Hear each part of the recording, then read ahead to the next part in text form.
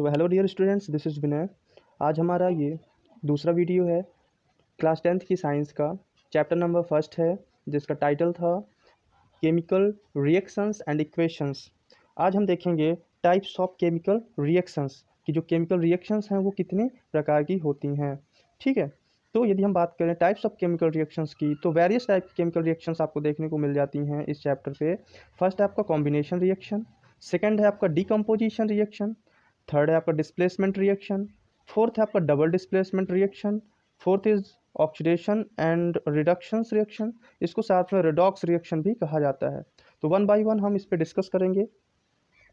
तो सबसे पहले आता है आपका कॉम्बिनेशन रिएक्शन। तो कॉम्बिनेशन रिएक्शन की बात करें तो how can be define it? The combination reaction, two और more substances combine to form a new substance. For example, C and O2, it means carbon plus oxygen is equal to carbon dioxide. तो देखिए यहाँ पे बात करें तो combination reaction का means he क्या है? आपस में कंबाइंड होना।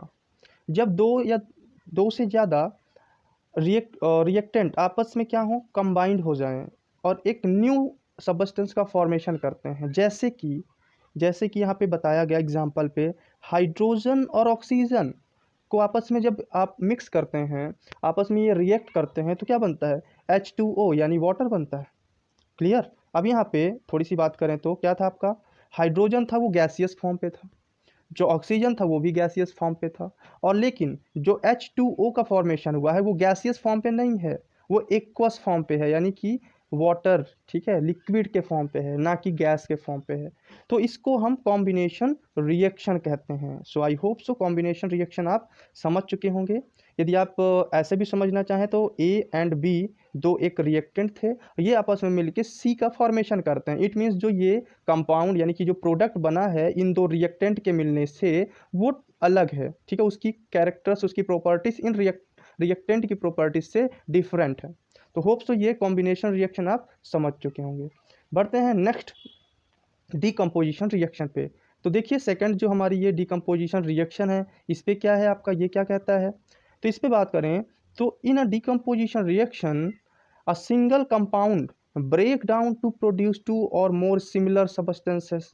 तो डीकम्पोजिशन रिएक्शन पे एक ही सबस्टेंस है, सिंगल सबस्टेंस टूट जाता है, ब्रेक हो जाता है और दो या दो से ज़्यादा सिमिलर प्रोडक्ट का फॉर्मेशन करता है। जैसे कि हम बात करें तो एक मिरर यानी एक कांच को आप क्या करें, एक बड़ा सा कांच का एक टुकड़ा था, इसको आप तोड़ दें।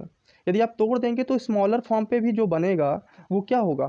कांच का ही टुकड़ा होगा, ठीक है, लेकिन एक से ज़्यादा साइज में छोटे हो जाएंगे। तो इस तरह से ये डिकम्पोजिशन रिएक्शन की भी बात करते हैं। तो इसमें क्या होता है, एक सिंगल कंपाउंड ब्रेक होता है और टू और मोर सिमिलर सबस्टेंस का फॉर्मेशन करता है। The decomposition reaction take place when energy is supplied in the form of heat, electricity or light. तो देखिए अब केमिकल रिएक्शन हो रहा है तो फिजिकली हम इसको कुछ प्रोवाइड नहीं कर सकते, तो क्या होता है इसका, ये डिकम्पोजिशन रिएक्शन कब होती है? जब इसको एनर्जी सप्लाई होती है, जब इसको एनर्जी मिलती है। एनर्जी किसी भी फॉर्म पे हो सकती है, हीट के फॉर्म पे हो सकती है, इलेक्ट्रिसिटी की फॉर्म पे हो सकती है, या कि फिर लाइट की फॉर्म पे भी हो सकती है। Okay, hope you understand decomposition reaction क्या होता है। Okay, so let's take a next method, electrolysis. This is the types of decomposition reaction. Electrolysis की जो प्रोसेस है वो डिकम्पोजिशन रिएक्शन पे बेस्ड होती है। देखिए इसमें क्या होता है, when a substance is decomposed by passing electric current the process is called electrolysis. मतलब कहने का कि डिकम्पोजिशन की रिएक्शन पे जब हम एनर्जी का जो सोर्स है वो इलेक्ट्रिक होता है, इलेक्ट्रिक सोर्स का यूज़ करते हैं, तो उस प्रोसेस को इलेक्ट्रोलाइसिस कहते हैं। तो इसके लिए एक डिवाइस आती है इलेक्ट्रोलाइसिस करने के लिए, जो आपको इस डायग्राम पे देखने को मिल रही है। इसमें होता क्या, जैसे यहाँ पे देखिए एग्जांपल पे हमने लिया H2O, it means water. Water क्या होता है? लिक्विड के फॉर्म पे होता है। तो इस लिक्विड फॉर्म को, वाटर को यदि आपको ब्रेक करना है तो आपको इसमें इलेक्ट्रोलाइसिस की प्रोसेस अप्लाई करनी पड़ेगी। जैसे ही आप इलेक्ट्रोलाइसिस की प्रोसेस करेंगे वाटर के साथ में, तो ये हाइड्रोजन और ऑक्सीजन गैस में कन्वर्ट हो जाएगा। देखिए इसमें होता क्या है, जैसे कि यहाँ पे इलेक्ट्रोलाइसिस की प्रोसेस करते हैं तो हमको ये पता है कि जो वाटर है उसमें आयंस होते हैं, ठीक है, यानी कोई भी कंपाउंड है उसमें आयंस प्रेजेंट होते हैं। जब लिक्विड की बात करते हैं तो उसमें आयंस होते हैं, positive ions and negative ions. Clear? Positive ions और निगेटिव आयंस। तो क्या होता है यहाँ पे दो ये आपको दिख रहे होंगे रॉड लाइक स्ट्रक्चर्स, ये रॉड लगे रहते हैं। एक होता है कैथोड और एक होता है anode. Clear, cathode and anode. अब ये कैथोड जो होता है वो निगेटिव चार्ज को क्या करता है, यानी ये निगेटिवली चार्ज होता है, और एनोड जो होता है पॉजिटिवली चार्ज होता है। तो जब किसी भी सबस्टेंस को इसके संपर्क में रखते हैं और इसमें इलेक्ट्रिसिटी प्रोवाइड करते हैं, तो जो निगेटिव चार्ज होता है यानी निगेटिव नॉन मेटल या आयंस है वो किसकी ओर मूव करता है, एनोड यानी पॉजिटिव की ओर मूव करता है। और जो पॉजिटिव आयंस होता है वो किसकी ओर मूव करता है, निगेटिव की ओर मूव करता है। यानी कि ये रिपल्सन और अट्रैक्शन आपने सुना होगा ना, कि जो पॉजिटिव पॉजिटिव चार्ज होते हैं ये आपस में एक दूसरे को रिपल करते हैं, यानी कि ये दूर भागते हैं एक दूसरे से। लेकिन यदि पॉजिटिव और निगेटिव मिक्स होते हैं तो ये एक दूसरे को अट्रैक्ट करते हैं और एक दूसरे के साथ में रहते हैं। तो यही यहाँ पे भी प्रोसेस हो रही है इलेक्ट्रोलाइसिस में भी, कि जो निगेटिव चार्ज आयंस होंगे वो एनोड की ओर मूव कर जाएंगे, और जो पॉजिटिव चार्ज आयंस होंगे वो कैथोड की ओर मूव कर जाएंगे, और जो हमारा सोल्यूशन था, जो हमारा सबस्टेंस था, उसमें से सारे एटम्स अलग हो जाएंगे। तो इस प्रोसेस को हम बोलते हैं इलेक्ट्रोलाइसिस की process. Hope you understand. Okay, आगे देखते हैं। नेक्स्ट जो प्रोसेस है आपकी थर्मल डिकम्पोजिशन। तो थर्मल डिकम्पोजिशन की बात करें तो इसमें अब ये जो थर्मल वर्ड यूज़ किया गया है, तो इसमें क्या होगा, हीट किस फॉर्म पे होगी, थर्मल फॉर्म पे होगी। इट मीन्स हीट, जो एनर्जी है वो हीट के फॉर्म पे होगी। ओके, एग्जाम्पल के तौर पे कुछ यहाँ पे देखिए, when a substance decompose on heating it is called thermal decomposition. Calcium carbonate आपको देखने को मिल जाएगा यहाँ पे। इसको जब हम हीट करते हैं तो ये किस में कन्वर्ट हो जाता है, कैल्शियम ऑक्साइड और CO2 गैसियस फॉर्म पे। तो सॉलिड और गैसियस फॉर्म पे आपको देखने को मिल जाएगा। ये सॉलिड था, लेकिन इसको आपने जैसे हीट किया तो दो पार्ट में डिवाइड हो गया। ये दो पार्ट कौन से थे, एक CaO जो सॉलिड फॉर्म पे है और CO2 जो गैसियस फॉर्म पे है। होप यू अंडरस्टैंड, ये आपको भी समझ में आ गया कि थर्मल डिकम्पोजिशन रिएक्शन क्या होती है। आगे देखिए नेक्स्ट पे। नेक्स्ट है आपका फोटोकेमिकल डिकम्पोजिशन रिएक्शन। तो यहाँ पे फोटोकेमिकल का मतलब क्या होता है, लाइट। ठीक है, फोटोकेमिकल का मतलब होता है लाइट। अभी लाइट कहाँ से आती है, सन से आती है, सिंपल सी बात है। When a substance is decomposed in presence of sunlight it is called a photochemical decomposition. Example पे AgBr, silver bromide. Silver bromide को जब सनलाइट पे रखते हैं तो ये Ag यानी सिल्वर और ब्रोमाइड में अलग हो जाता है, सेपरेट हो जाता है। इसके कई सारे एग्जाम्पल्स देखे जा सकते हैं, जैसे कि मान लीजिए H2O है। ठीक है, okay, so hope you understand, आपको डिकम्पोजिशन रिएक्शन समझ में आ गई होगी। जो डिकम्पोजिशन रिएक्शन है उसके तीन टाइप हैं, वो तीनों टाइप को हमने डिस्कस किया।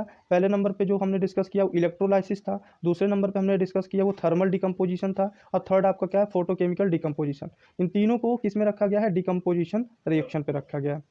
नेक्स्ट है हमारा रिएक्टिविटी सीरीज ऑफ मेटल्स।